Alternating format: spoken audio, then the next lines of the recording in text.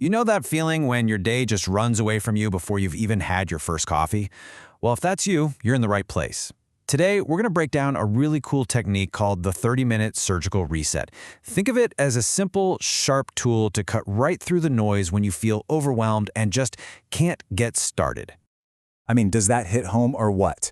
That feeling of waking up and you're already behind. You've got assignments, messages, and that little voice in your head whispering, I'll just start tomorrow.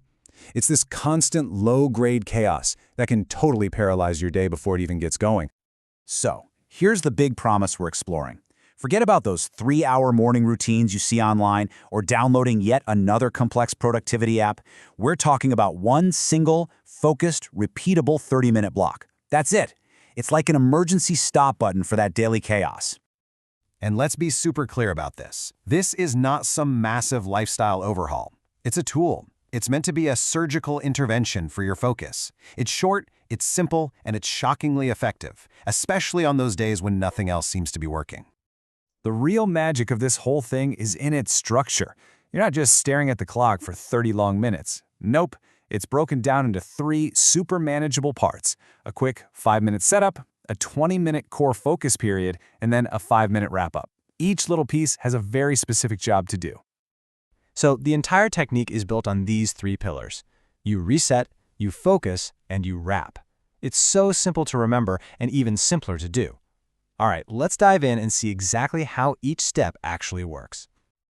Okay, this is where we get into the nuts and bolts. We're going to break down piece by piece exactly what you need to do in each phase of this 30-minute block. No guesswork involved. First up is the 5-minute reset, and the goal here is incredibly simple. Create a clean slate, both in your mind and in your physical space. This is the critical setup phase. It's all about setting the stage for success. The actions here are tiny, but they are so mighty. First, your phone goes on Do Not Disturb. That is non-negotiable. Then, you clear just one thing from your desk: a coffee mug, a pile of papers. This signals to your brain it's time to switch gears. And then, the important part. You write down your one winning task and set that timer where you can see it. So why does this work so well? It's all about the psychology. By choosing just one winning task, you're basically short-circuiting that feeling of overwhelm. You're not trying to write the whole essay. You're just trying to write the topic sentence. It's so small, it feels almost silly to procrastinate on it. Small equals doable. Okay, now we get to the core of the whole thing, the 20-minute focus block. This is the main event, the heart of the process where the real, actual work gets done. And listen, the rules for this block are strict, for a very good reason. You work only on that one winning task. You do not touch your phone, not even a peek. You have to honor that timer. This whole thing is about building honest-to-goodness focus. And hey, if your mind wanders, that's fine. Just notice it and gently bring it back to the task. No judgment.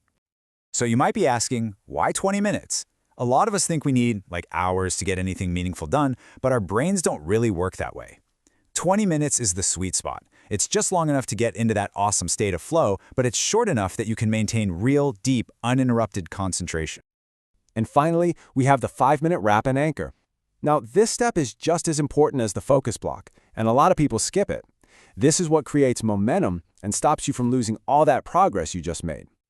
So, when that timer goes off, you stop. Like right away, pencil is down. You write down one sentence about what you just finished, and then, this is crucial, one sentence about what the very next tiny step is. Then you get up, you stretch, grab some water, you physically reset your body. This right here is the secret weapon for beating procrastination tomorrow.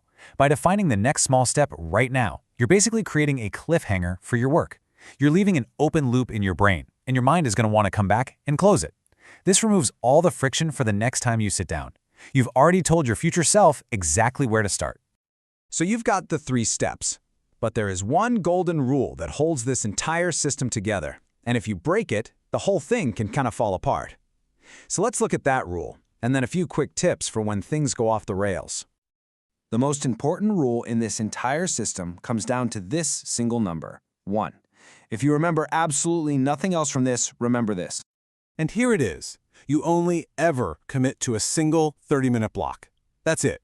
You don't plan your whole day out doing 3 or 4 of these in a row. You just do one. You finish it completely, and then, and only then, you decide if you have the energy and time for another one. This keeps the commitment tiny and totally manageable. And what happens when you run into trouble? Because let's be real, you will. If you get distracted, the fix is to add a little friction. Literally stand up and redo the last 5 minutes of work.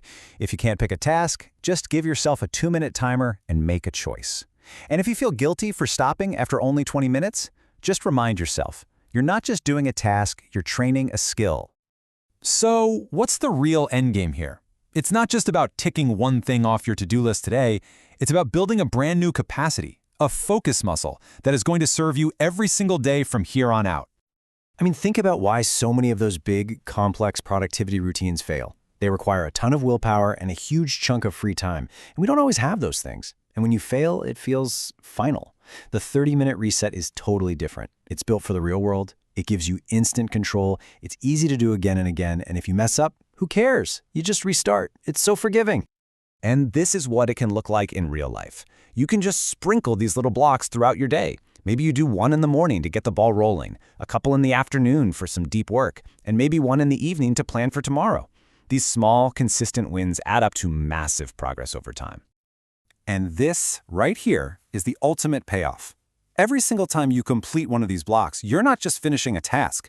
You are building a powerful, reliable muscle for starting. And that habit, that muscle, is infinitely better at fighting procrastination than just sitting around waiting for motivation to strike. So the whole experiment is just to try one. That's it. Just one block. Pick that thing you've been dreading, find the smallest possible way to start it, and set that timer for 20 minutes. Your very first block can start right now. So, what are you going to conquer?